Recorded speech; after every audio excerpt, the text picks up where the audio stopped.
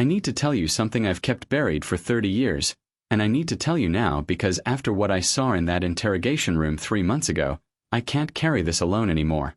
My name is John Bridger, I'm 55 years old, and I live in a cabin 11 miles outside of Priest Lake, Idaho, where the forest grows so thick that even in summer the sunlight barely touches the ground.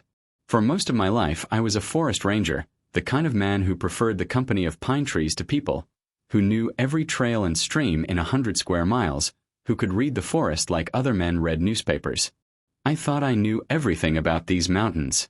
I was wrong. It was January 1994 when I found it. The winter that year came early and stayed late, dropping 4 feet of snow before Thanksgiving and never letting up.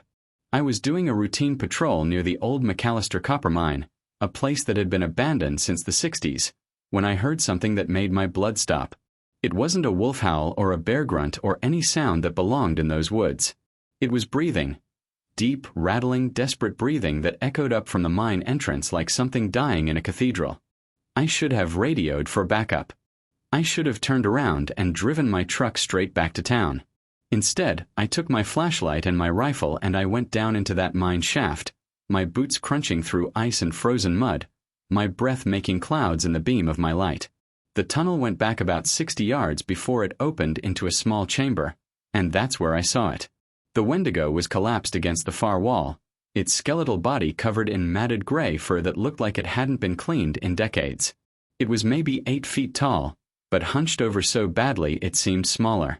Its antlers were massive, spreading up and out like the branches of a dead oak tree, and its face. God, its face was all wrong. Too long. Too angular. Eyes sunken so deep they looked like black holes in a skull. It was starving. I could see every rib pressing against its hide, could see the way its chest heaved with each breath, could smell the rot and sickness coming off it in waves. When it saw me, it didn't attack.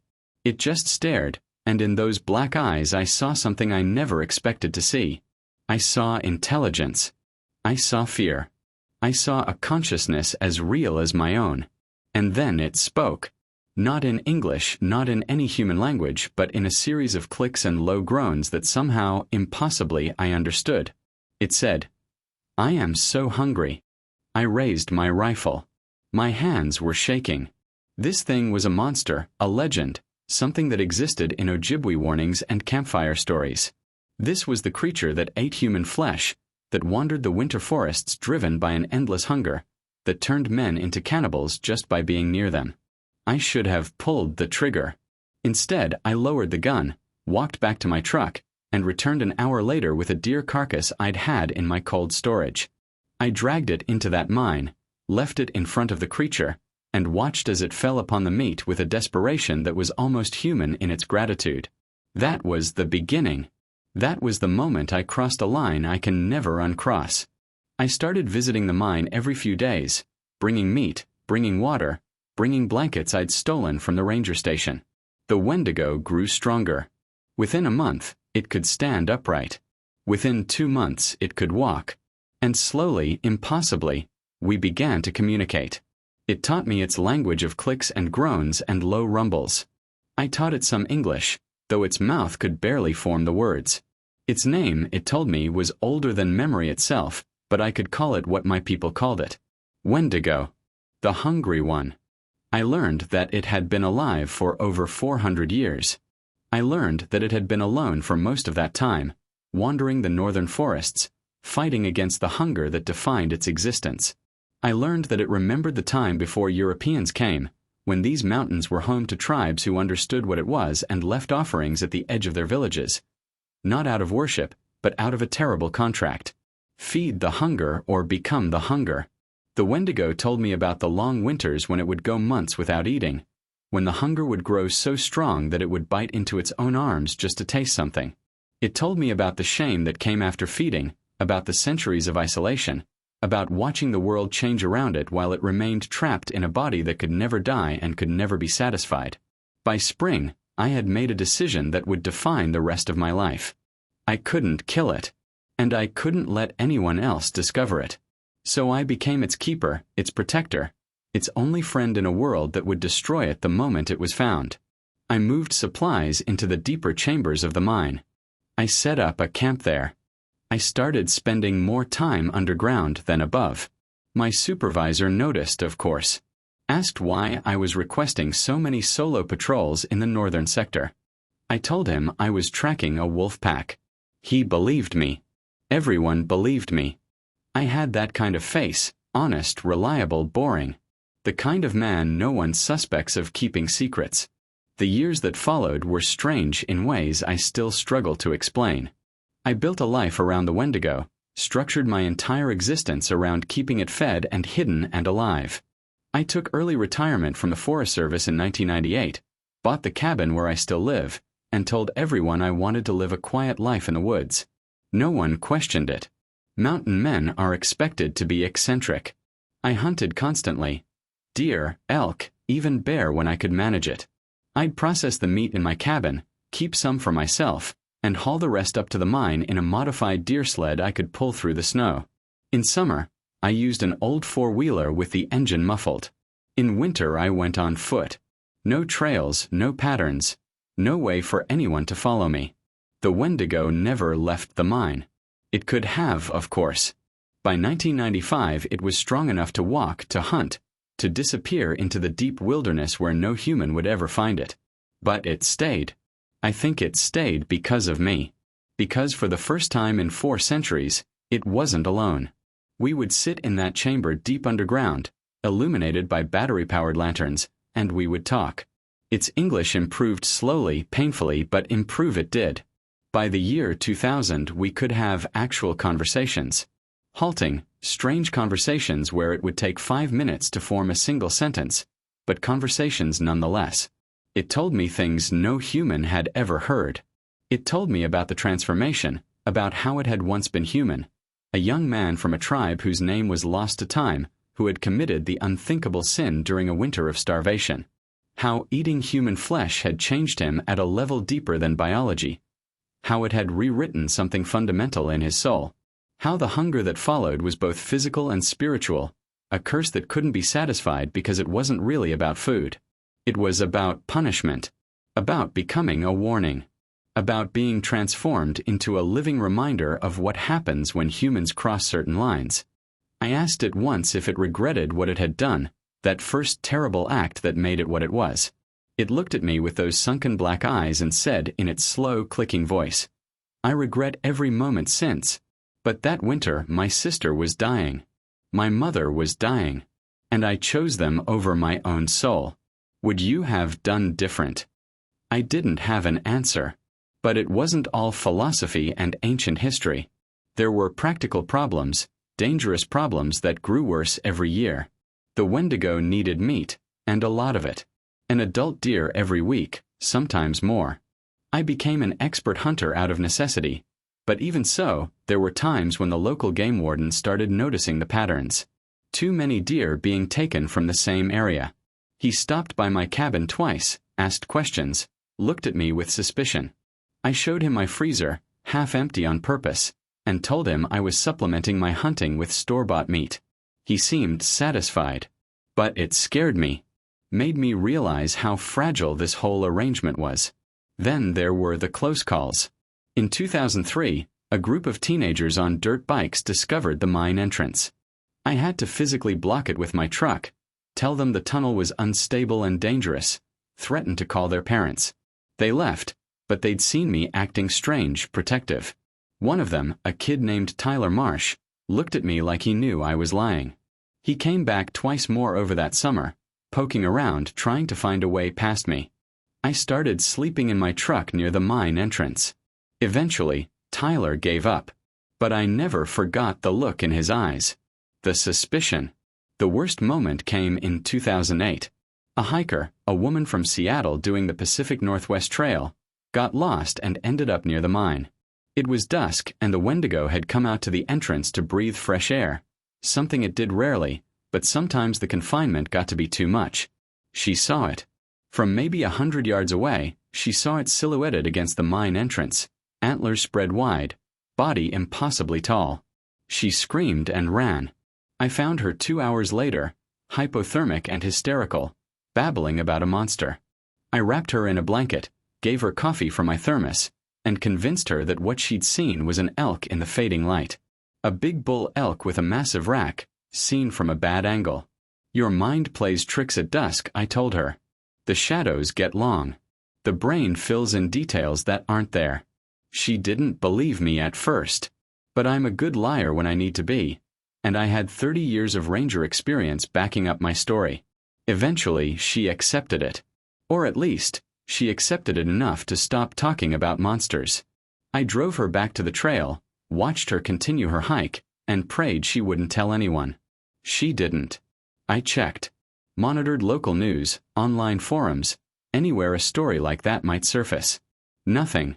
The Wendigo and I had dodged a bullet. But the close calls were adding up. The risk was growing. And in the back of my mind, I started wondering, how long could I keep this up? How long before someone discovered the truth? How long before my secret destroyed me?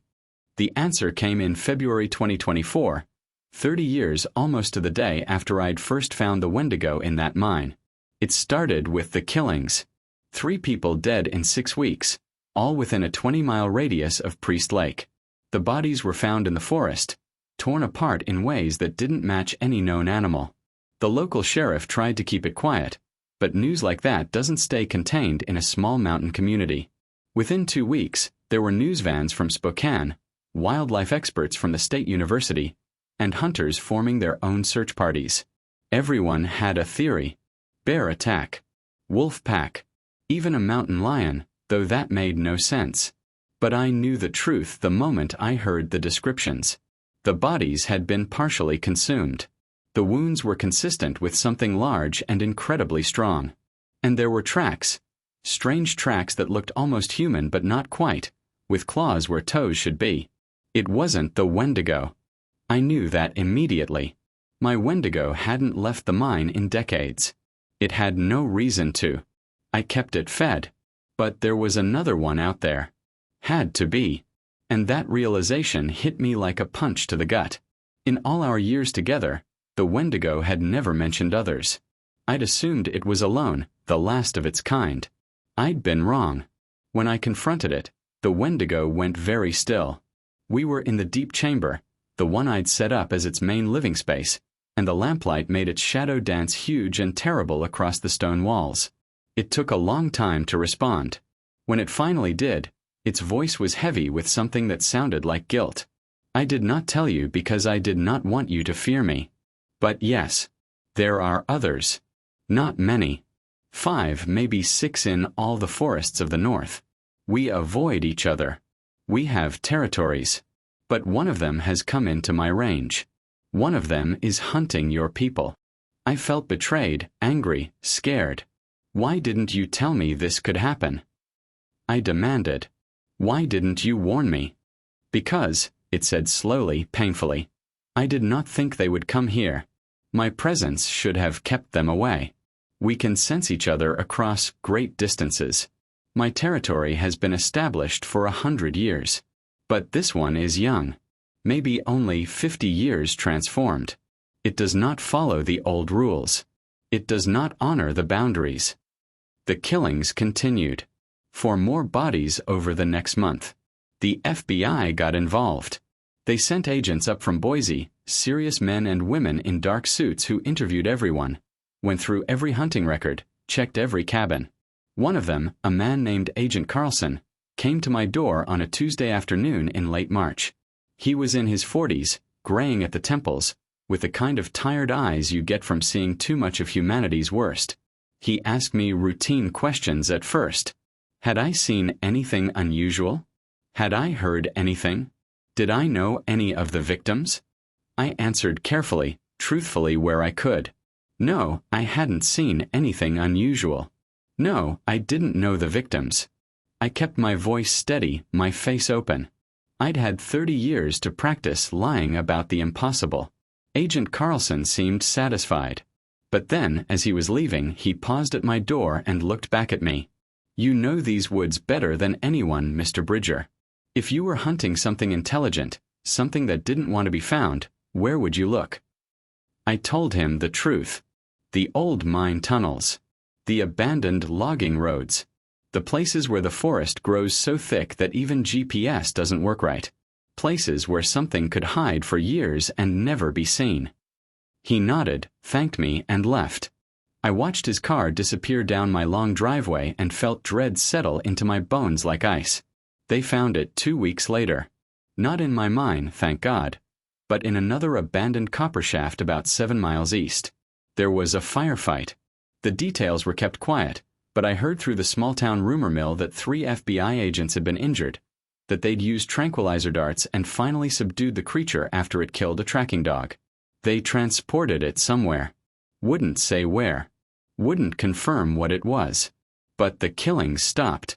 The news vans left. Life in Priest Lake slowly returned to normal. Except it wasn't normal for me.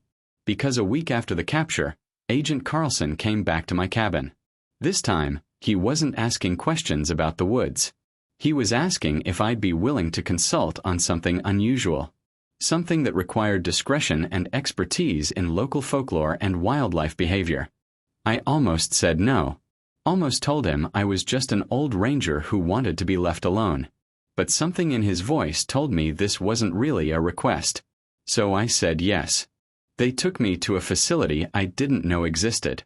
It was 2 hours north of Priest Lake, hidden in a valley so remote that we had to switch vehicles 3 times and travel the last 10 miles on a forestry road that wasn't on any map. The building itself looked like a ranger station from the outside, but once you went through the doors, it became clear this was something else entirely. Concrete walls. Reinforced steel doors.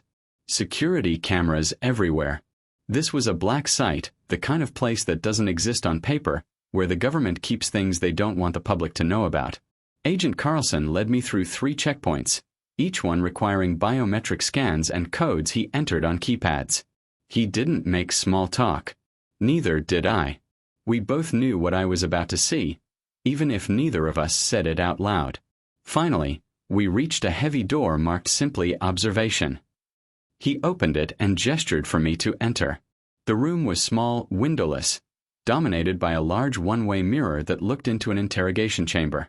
Standard setup. Metal table, 2 chairs, camera mounted in the corner. But sitting in one of those chairs, shackled with chains that looked thick enough to hold an elephant, was the Wendigo. Not my Wendigo. The other one. The killer. It was bigger than mine, maybe 9 feet tall even sitting down, with fresher fur and antlers that looked like they could gore through steel. Its eyes glowed faintly in the fluorescent light, and when it breathed, frost formed in the air. The temperature in that room had to be near freezing. Sitting across from it, looking impossibly small and calm, was a woman in an FBI jacket. Agent Torres, Carlson told me. They're specialist in extreme interrogations. I watched through the glass, my heart hammering, as Torres spoke to the Wendigo in a calm, measured voice.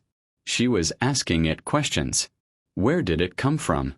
How long had it been transformed? Why had it come to this area? Why had it killed those people? The Wendigo didn't answer at first, just stared at her with those glowing eyes, its breath making clouds of frost. Then, slowly, it began to speak. Not in English. In its own language. The clicking, groaning, ancient language I'd spent 30 years learning.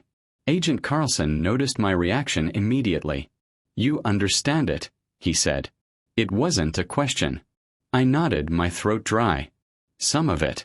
Enough. Tell me what it's saying. I listened. The Wendigo was speaking slowly, deliberately, and what it said made my blood run cold. I did not come here by choice. I was driven here. Driven from my territory in the Canadian Rockies by something worse than me. By something that is coming south. Your agents captured the wrong monster. Agent Torres didn't understand the words, but she understood the tone. She leaned forward slightly. What is it saying? She asked, looking at the mirror, knowing I was behind it. I translated, and the room went silent. After a long moment, Agent Carlson said, Ask it what's coming. Torres must have had an earpiece. She repeated the question in English, and the Wendigo's head swiveled to look directly at the mirror. Directly at me. I don't know how it knew I was there, but it did. And when it spoke again, Its voice was filled with something I never thought I'd hear from a creature like that. It was filled with fear. "The old ones are waking," it said in its clicking language. "The true ancient ones, the Wendigo that were made in the time before memory, when the winters lasted years and entire tribes vanished into the white. They have been sleeping in the deepest forests, in places where no human goes. But something has disturbed them. The earth is warming. The old territories are changing. And they are hungry. So hungry. What you have in this room is nothing. I am nothing. I killed 7 of your people in desperation and fear. What is coming will kill hundreds, thousands. And it cannot be stopped. It cannot be reasoned with. It is hunger made flesh, and it has been growing for 1,000 years." I translated every word, my voice shaking. When I finished, the room was so quiet I could hear my own heartbeat. Agent Carlson was pale. Torres, visible through the glass, had gone very still. The Wendigo continued speaking. "The one you seek, the one you really want to find, knows this. He has been preparing for 30 years. He has been protecting one of us, feeding it, keeping it strong, because he believes that when the ancient ones come, he will need an ally. He thinks he can use a tame monster to fight the wild ones. But he is wrong. There is no such thing as a tame Wendigo. There is only the hunger, and the hunter, and the hunted. And when the old ones arrive, he will learn what true hunger looks like." It was talking about me. The Wendigo in the interrogation room was talking about me. And it knew. Somehow, impossibly, it knew everything. Agent Carlson turned to look at me, and in his eyes, I saw the exact moment when suspicion became certainty. "Mr. Bridger," he said quietly, "I think you need to tell me about that mine." They didn't arrest me. Not immediately. Instead, Agent Carlson drove me back to my cabin and sat with me at my kitchen table while I told him everything. 30 years of secrets spilled out in 3 hours. I told him about finding the Wendigo in the mine, about learning its language, about feeding it and protecting it and convincing myself that I was doing something noble, something necessary, about the conversations we'd had, the things it had taught me, the strange friendship that had grown between us. I expected him to call for backup, to have me arrested for obstruction or harboring a dangerous creature or whatever laws I'd broken. But he just listened, taking notes occasionally, his face unreadable. When I finished, he sat in silence for a long time. Finally, he said, "Show me." We drove to the mine in his vehicle, a black SUV with government plates. It was late afternoon, the sun already dropping behind the western peaks, casting long shadows through the pine trees. I'd called ahead in my own way, 3 distinctive whistles that echoed through the forest, a signal I'd taught the Wendigo years ago that meant I'm coming with someone. I didn't know if it would understand. Didn't know if it would trust me after everything that had happened. The mine entrance was hidden behind a rockfall I'd carefully arranged, designed to look natural but leave just enough space for something large to slip through. Agent Carlson examined it with a professional eye. "Clever," he said. "How long have you been maintaining this?" 20 years, give or take." We squeezed through the opening, and I led him down into the darkness, our flashlights cutting through the dust and shadows. The descent took 15 minutes. The tunnel branched several times, but I knew the path by heart. Left at the first junction. Straight through the second. Down the natural shaft that dropped 12 feet into the deeper chambers. When we finally reached the main chamber, I could smell the familiar scent of the Wendigo. Musk and fur and something ancient that couldn't quite be described. It was waiting for us. Sitting in its usual place near the back wall, antlers nearly scraping the ceiling, eyes glowing faintly in our flashlight beams. It looked at me, then at Agent Carlson, and I saw its muscles tense. Ready to fight or flee. "It's all right," I said in English, then repeated it in the clicking language. "He's here to talk. To understand." The Wendigo's gaze shifted back to me. When it spoke, its voice was sad and tired. The other one told them about me. I heard it in my dreams. We are connected, all of us who carry this curse. I know what it said about the ancient ones. And I know they are coming for me. For you. For all of us. I translated, and Agent Carlson lowered his flashlight slightly. He was scared. I could see it in the way he held himself, the slight tremor in his hands. But he didn't run. He stood there in that mine chamber face to face with a monster from legend, and he listened. "Ask it," he said to me, "if what the other one said is true. Are there more coming? Worse ones?" I asked. The Wendigo's answer came slowly. Each word formed with difficulty. "Yes. 3 of them. The old ones from the far north. They have been moving south for 2 years. They are following the cold, following the prey. They do not think as we do. They are older than language, older than reason. They exist only to hunger and to feed. And they will arrive before the next winter. Can they be stopped?" Agent Carlson asked. The Wendigo looked at him for a long time before answering. "Only by one of our own kind. Only by a Wendigo who still remembers what it is to be human. Who still has the will to fight against the hunger. I am old. I am weak. But I am the only one close enough to stop them before they reach your cities." It paused, then added, "But I cannot do it from a mine. I cannot do it while hiding. And I cannot do it alone." We emerged from the mine 2 hours later with a plan that would have seemed insane if we hadn't been living through something impossible. Agent Carlson would convince his superiors to release the captive Wendigo into my custody. The 2 creatures would be kept separate but close, the younger one to be trained, guided, taught to fight against its nature. My Wendigo would prepare them both for the confrontation that was coming. The government would provide resources, support, weapons if needed. But it would all be kept quiet. Black budget operations. Unmarked facilities. Plausible deniability. "Why are you doing this?" I asked Agent Carlson as we drove back through the dark forest. "Why are you believing me?" "Believing it." He was quiet for a moment, watching the headlights cut through the trees. "Because I've spent 20 years investigating things the government doesn't want the public to know about. And I've learned that the world is stranger than anyone admits. I've seen things that would make the Wendigo seem almost normal. And I've learned to trust my instincts. My instincts say you're telling the truth. My instincts say this is real.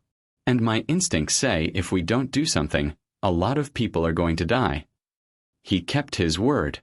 Within a week, the younger Wendigo was transferred to a containment facility built hastily near my property. It took months of negotiation, but eventually they came to an understanding. The 2 creatures began training together under my supervision and Agent Carlson's oversight. I watched them practice combat in the deep forest, moving like shadows, their inhuman strength and speed on full display. I watched my Wendigo teach the younger one about control, about resisting the hunger, about channeling the curse into something purposeful. And I waited for winter to come. They arrived in late November, just as the first heavy snow began to fall. The old ones. 3 of them, moving south through the mountain passes like a storm made flesh. We knew they were coming days before they arrived. Both Wendigos could sense them, said the very air tasted wrong, like copper and rot and ancient ice. Agent Carlson mobilized his team, setting up a perimeter around the valley, evacuating the sparse population within 20 miles under the guise of a gas leak. But everyone involved knew the truth.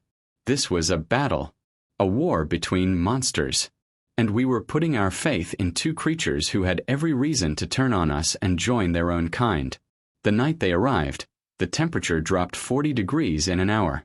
Frost covered everything, turning the forest into a landscape of glass and ice. I was in the observation post we'd set up on a ridge overlooking the valley, watching through night vision equipment as 3 massive shapes moved through the trees. They were bigger than I'd imagined. 12, maybe 13 feet tall, moving with a predatory grace that seemed impossible for something so large. Their antlers spread like wings, and their eyes glowed with a light that had nothing to do with reflection. They were hunger made physical. They were the nightmare that spawned all the legends. My Wendigo and the younger one, we'd started calling it broken because it said that was what it felt like inside, waited in the center of the valley. They'd chosen the old McAllister mine as their battleground. Appropriate, I thought. This was where my journey had begun 30 years ago. This was where it would end one way or another. The ancient ones attacked without warning. One moment the forest was still. The next, all three of them were tearing through the trees, moving faster than anything that size should move. The sound of impact when they hit broken and my Wendigo was like thunder. Trees splintered. The ground shook. Through the night vision, I watched as the two Wendigos I'd come to know fought with everything they had, using tactics we'd trained, combinations they'd practiced. They fought not as monsters but as warriors, as soldiers defending something they believed in. The battle lasted 3 hours. I won't describe all of it. Some things are too violent, too terrible to put into words. But I will tell you this. In the end, the Ancient Ones fell. Not easily. Not without cost. Broken lost an arm, torn off at the shoulder in a spray of black blood that steamed in the freezing air. My Wendigo took wounds that would have killed anything else a dozen times over. But they won. They killed the Ancient Ones and scattered their bodies in ways that Agent Carlson's team would later burn, ensuring nothing remained. When it was over, I walked down into the valley alone. Agent Carlson tried to stop me, but I pushed past him. I needed to see. Needed to know they were all right. I found my Wendigo sitting against a tree, its breath coming in ragged gasps, blood, its own and others, covering its fur. When it saw me, it managed something that might have been a smile. "We did it," it said in its clicking language. "We stopped them." "You stopped them," I corrected. "You and Broken. You saved us all." It shook its head slowly. "No. You saved us. 30 years ago, you chose to see me as something more than a monster. You taught me that the hunger doesn't have to define us. That even cursed things can choose redemption. Without that lesson, without those decades of learning to be something other than what I was made to be, I would have died tonight. Or worse, I would have joined them." It paused, coughing blood. "Thank you, John. For everything." I stayed with it until dawn, until Agent Carlson's medical team arrived with equipment designed to treat things that shouldn't exist. They saved both Wendigos eventually. It took months of recovery, and Broken would never regrow that arm, but they survived. The government offered them a choice: containment in a secure facility or freedom under monitoring. They both chose freedom. Last I heard, they're somewhere in the Arctic, hunting the last of the Ancient Ones that might still be sleeping under the ice. As for me, I'm back in my cabin. Agent Carlson visits sometimes, brings me updates, shares classified information he probably shouldn't. He tells me there are other things out there, other impossibilities, other secrets the government keeps. He's offered me a consulting position a dozen times. I've refused every time. I'm too old for that life. I did my part. I kept my secret for 30 years, and when it mattered, that secret saved lives. But I think about it sometimes. About the Wendigo in that mine. About the choice I made to feed it instead of kill it. About all the ways that choice could have gone wrong and all the ways it somehow went right. People ask me if I regret it, if I would do things differently. The answer is complicated. I broke laws. I put people at risk. I protected something that, by all logic, should have been destroyed. But I also learned something that I think the world needs to understand. Monsters aren't always evil. Sometimes they're just lost. Sometimes they're just hungry.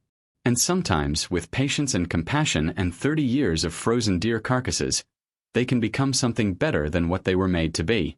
I'm 55 years old. I live alone in the mountains. And I have a secret I'll carry to my grave. I once knew a monster. And it taught me more about humanity than any human ever did. The winter is coming again. The snow is starting to fall. And somewhere out there, in the dark forests of the north, something ancient is keeping watch. Not hunting. Just watching. Protecting. And if you listen closely on quiet nights, when the wind moves through the pines just right, you might hear it. A clicking, groaning sound that carries for miles. The sound of a Wendigo calling to its friend. Reminding me that some bonds transcend the boundaries between human and monster. That some friendships can only be forged in darkness and secrecy and 30 years of trust. The forest keeps its secrets. And I keep mine.